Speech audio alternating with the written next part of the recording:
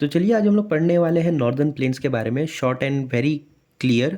सबसे पहली चीज़ जो आपको याद रखनी है नॉर्दर्न प्लेन्स के बारे में वो ये है कि it's the youngest among the physiographies of India. जितनी भी फिजियोग्राफिक डिविजन्स हैं उसमें सबसे यंगेस्ट जो है नॉर्दर्न प्लेन्स ही आता है। अगर हम लोकेशन की बात करें तो ये शिवालिक्स के साउथर्न रीजन में आता है। ठीक है, शिवालिक्स के साउथर्न रीजन में। दूसरी जो चीज़ है, जो साउदर्न पार्ट होता है हमारे नॉर्दर्न प्लेन्स का, जो साउदर्न पार्ट होता है ये हमेशा इरेगुलर एंड वेवी होगा, यानी कि यहाँ पर हम लोग को बहुत ज़्यादा इरेगुलरिटीज़ देखने को मिलती हैं। अब नेक्स्ट पॉइंट जो हम लोग को देखनी है वो है फीचर्स। फीचर्स में हमें ये मालूम चलता है कि जो इंडस गंगा ब्रह्मपुत्र है वो इस प्लेन को फॉर्म कर रही होती है, यानी कि इसका फॉर्मेशन जो है इंडस गंगा और ब्रह्मपुत्र मिल करके कर रही होती है। दूसरा जो फीचर है वो ये है कि यहाँ पर हमें लार्जेस्ट एलुवियल डिपॉजिट देखने को मिलता है। नॉर्दर्न प्लेन्स में हमें वर्ल्ड का सबसे लार्जेस्ट एलुवियल डिपॉजिट देखने को मिलता है। तीसरी जो चीज़ आपको याद रखनी है, अगर हम ईस्ट से वेस्ट की तरफ फ्लो कर रहे होंगे, यानी नॉर्दर्न प्लेन्स में जब हम लोग ईस्ट से वेस्ट की डायरेक्शन में जाते हैं तो इसकी विड्थ जो है वो इंक्रीज होती है। यानी कि अगर मैं ईस्ट के साइड में 150 बता रहा हूँ इसका विड्थ, तो ये वेस्ट की तरफ जाते जाते 300 किलोमीटर के आसपास हो जाता है। अगर नेक्स्ट फीचर की बात की जाए डेप्थ, उसकी गहराई के बारे में, तो साउदर्न पार्ट में इसकी गहराई 1300 से 1400 किलोमीटर के बीच में होती है। लेकिन वहीं अगर आप नॉर्थ रीजन में जाओगे यानी शिवालिक्स की तरफ जाओगे तो आपको उसका जो डिप्थ है वो करीबन करीबन 8000 किलोमीटर के आसपास देखने को मिलता है। अब अगर हम नॉर्दर्न प्लेन्स के फिजियोग्राफी को डिवाइड करें, यानी कि उसका फिजियोग्राफिकल डिवीजन करें, तो उसको डिवाइड करते हैं हम लोग बाबर, तराई, बांगर और खादर में। ये उसके टोटल 4 फिजियोग्राफिक डिवीजन्स होते हैं। अगर हम बाबर की बात करें, बाबर की, तो इसके क्या क्या फीचर्स होते हैं। सबसे पहली बात तो क्या है कि Bhabar is a narrow and porous belt of coarse sediments. यहाँ पर हम लोग को कोर्स सेडिमेंट्स देखने को मिलते हैं। अगर इसके एक्सटेंट की बात करूँ कि ये कहाँ से कहाँ तक ले है, तो ये इंडस से टिस्टा रिवर तक ले जाती है।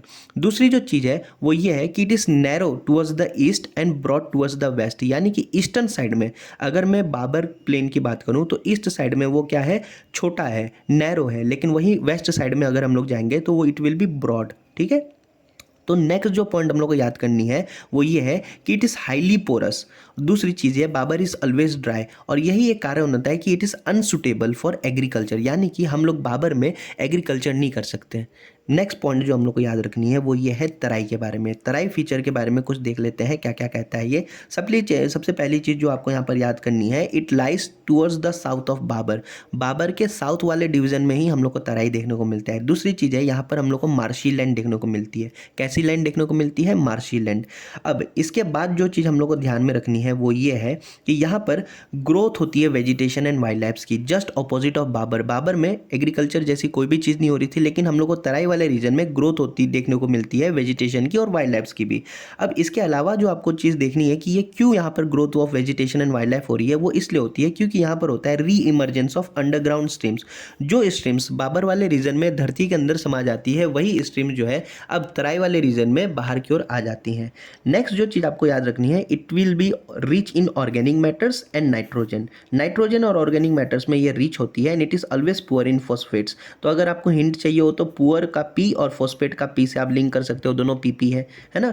नेक्स्ट जो पॉइंट आपको यहाँ पर याद रखनी है तराई वाले पॉइंट में वो ये है कि यहाँ पर एक और चीज़ होती है अगेंस्ट बाबर के जस्ट ऑपोजिट में, वो ये होती है कि इसका जो ईस्ट वर्ड डायरेक्शन होता है, यानी ईस्टर्न साइड जो होता है वो बहुत ही ब्रॉड होता है। अगर हम लोग बाबर में चले तो हम लोग पढ़ रहे थे कि इसका ईस्ट वाला साइड नैरो होता है, लेकिन वहीं तराई वाले रीजन में इसका ईस्ट वाला एरिया ब्रॉड होगा, यानी कि चौड़ा होगा। अब हम लोग को नेक्स्ट जो पढ़ना है वो है बांगर। अगर आप बांगर देखो तो बांगर में आपको देखने को मिलेगा कि इसको हम लोग ओल्ड एलुवियल के नाम से भी बुलाते हैं। ठीक है, और वहीं इसके जस्ट अपोजिट अगर हम लोग खादर की बात करेंगे तो इसको न्यू एलुवियल बुलाते हैं, वो भी हम एक्सप्लेन करेंगे, लेकिन पहले इसको ध्यान से देखिए कि बांगर को हम लोग ओल्ड एलुवियल बोलते हैं। नेक्स्ट जो चीज़ आपको याद रखनी है बांगर के बारे में, that is it is highly productive, बहुत ज़्यादा प्रोडक्टिव होता है। That means it will be rich in humus and it will be dark in colour. ठीक है, ये रिच होगा ह्यूमस में और ये साथ ही साथ कलर में अगर बात करें तो ये डार्क कलर का होता है। अब यूजुअली ये क्लेई होता है, यानी कि कीचड़ वाला जो हम लोग कह सकते हैं मिट्टी वैसा देखने को मिलता है, एंड इसमें होते हैं कंकर्स। क्या होते हैं, कंकर्स। तो ये एक यूनिक फीचर होता है हमारा बांगर का कि इसमें हम लोग को कंकर्स देखने को मिलते हैं। अब इससे ज़्यादा इसमें कोई पॉइंट नहीं है जो आपको पढ़नी है, आप नेक्स्ट पॉइंट पर आ सकते हो, दैट इज खादर। तो खादर में हम लोग को देखना है, जैसे कि मैंने पहले भी बोला कि इट्स अ न्यू एलुवियल। ये लाइट इन कलर होगा, वो डार्क इन कलर था, ये लाइट इन कलर होगा। इट विल बी सैंडी, वो क्लेई था, ये सैंडी होगा, and it will be porous. ठीक है, नेक्स्ट जो पॉइंट आपको याद रखनी है वो ये है कि खादर में ना एक खादर रिच फ्लड प्लेन्स होते हैं। उस वाले पर्टिकुलर प्लेन को हम लोग बेट्स कहते हैं। पंजाब के रीजन में, पंजाब के रीजन में खादर रिच जो फ्लड प्लेन्स होते हैं उसको हम लोग क्या बोलते हैं, बेट्स कहते हैं। ठीक है, ये आपको याद रखना है। क्यों याद रखना है? क्योंकि अभी जब हम लोग रीजनल डिवीजन कर रहे होंगे इसी नॉर्दर्न प्लेन का, तो हम लोग को ये चीज़ याद करना है। तो रीजनल डिवीजन की बात अगर करते हैं तो इसको हम लोग पंजाब प्लेन्स में डिवाइड करते हैं, फिर गंगा प्लेन्स में डिवाइड करते हैं, और यहाँ पीछे वाले पन्ने में हम लोग इसको ब्रह्मपुत्र प्लेन्स में भी डिवाइड कर रहे होंगे। तो चलिए इसको एक एक करके पहले देख लेते हैं। सबसे पहले अगर हम लोग यहाँ पर देखेंगे पंजाब प्लेन्स, तो पंजाब प्लेन्स में क्या देखने को मिलता है?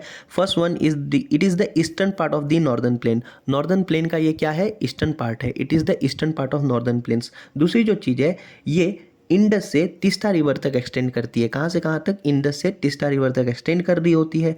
नेक्स्ट पॉइंट जो आपको याद रखनी है, अब ये पंजाब प्लेन जो है ये बनाया किसके द्वारा जाता है? ये बनाया जाता है इंडस और उसके ट्रिब्यूटरीज के द्वारा। किसके द्वारा? इंडस और उसके ट्रिब्यूटरीज के द्वारा बनाए जाते हैं। अब इसमें कुछ आपको फीचर्स भी देखने को मिलेंगे, जैसे कि इसमें बेट्स देखने को मिलेगा। बेट्स क्या था? खादर रिच फ्लड प्लेन्स थे, उसी को हम लोग बेट्स बोलते हैं। नेक्स्ट था चोस। अब चोस क्या होता है? ये वो रीजन्स होते हैं जहाँ पर वेजिटेशन देखने को नहीं मिलती हम लोग को। फिर आपको डायस भी देखने को मिलेगा और सैंड ड्यून्स भी देखने को मिलेगा। डायस क्या होते हैं? ऐसे रिवर्स जिनका फ्लड प्लेन जो होता है वो बहुत ही ब्रॉड होता है। ठीक है, यानी ऐसे रिवर्स जिनके फ्लड प्लेन्स बहुत ही चौड़े होते हैं उनको हम लोग डायस कहते हैं। और सैंड ड्यून्स तो आई होप आप सब समझते होंगे सैंड ड्यून्स क्या होता है ना। अब आ जाइए आप लोग सीधे गंगा प्लेन्स में कि गंगा प्लेन्स क्या होता है। गंगा प्लेन्स की अगर हम लोग बात करें तो इसमें आपको ज़्यादा नहीं, बस 3 पॉइंट्स ही ध्यान में रखनी होती हैं। सबसे पहली चीज़ तो ये स्टार्ट होती है यमुना से इन द ईस्ट और ख़त्म होती है बांग्लादेश में वेस्ट में, है ना। दूसरी चीज़ आपको गंगा प्लेन्स में ये ध्यान रखनी है कि यहाँ की जो रिवर्स होती हैं वो अपने कोर्स को शिफ्ट कर रही होती है, जिसके वजह से ये फ्लड प्लेन एरिया बन जाता है, सॉरी फ्लड प्रोन एरिया बन जाती है ना। फिर से इस बार रिवाइज करते हैं इसको। ये स्टार्ट होती है यमुना से ईस्ट डायरेक्शन में और ख़त्म होती है बांग्लादेश में वेस्ट में, है ना। दूसरा जो पॉइंट आपको याद रखना था, यहाँ की जो रिवर्स होती हैं वो अपने डायरेक्शंस को चेंज करते रहती हैं और इसीलिए ये एक फ्लड प्रोन एरिया कहलाता है। अब जहाँ पर नेक्स्ट पॉइंट आपको तीसरा जो पॉइंट याद करना है वो ये है कि गंगा ब्रह्मपुत्र डेल्टा जो है वर्ल्ड का सबसे largest delta, it is the largest delta of the world. अब नेक्स्ट आ जाइए आप ब्रह्मपुत्र प्लेन्स के बारे में। तो ब्रह्मपुत्र प्लेन्स में भी आप लोगों को ज़्यादा कुछ याद नहीं करना है। पहली जो चीज़ याद करनी है वो है ये है कि it is the eastern most part of the northern plain, है ना। नॉर्दर्न प्लेन का ईस्टर्न मोस्ट पार्ट है। दूसरा जो चीज़ आपको याद रखना है, it is surrounded by mountains. Brahmaputra plains चारों तरफ से सराउंडेड है माउंटेन से। सिर्फ एक बात का ध्यान रखना है कि असम के वेस्ट डायरेक्शन से ये माउंटेन से घिरा हुआ नहीं है, बाकी के तीनों डायरेक्शन से ये माउंटेन से घिरा हुआ होता है। ठीक है, यहाँ लिखा भी एक्सेप्ट वेस्ट ऑफ असम। फिर दूसरी चीज़ देखने को मिलेगी कि ब्रह्मपुत्र में ना आप एक चीज़ आप ये याद कर सकते हो कि इसमें यूनिक फीचर हम लोग देखने को मिलता है, रिवराइन आइलैंड्स देखने को मिलते हैं। अब आपसे एक एमसीक्यू भी मैं पूछ सकता हूँ कि असम में कौन सा एक रिवराइन आइलैंड है जो कि अभी भी इनहेबिट किया जाता है लोगों के द्वारा। ठीक है, तो ये आप कमेंट सेक्शन में बताएंगे। दूसरी चीज़ है कि यहाँ रिवराइन आइलैंड्स के द्वारा के अलावा हम लोग को सैंड ड्यून्स भी देखने को मिलते हैं।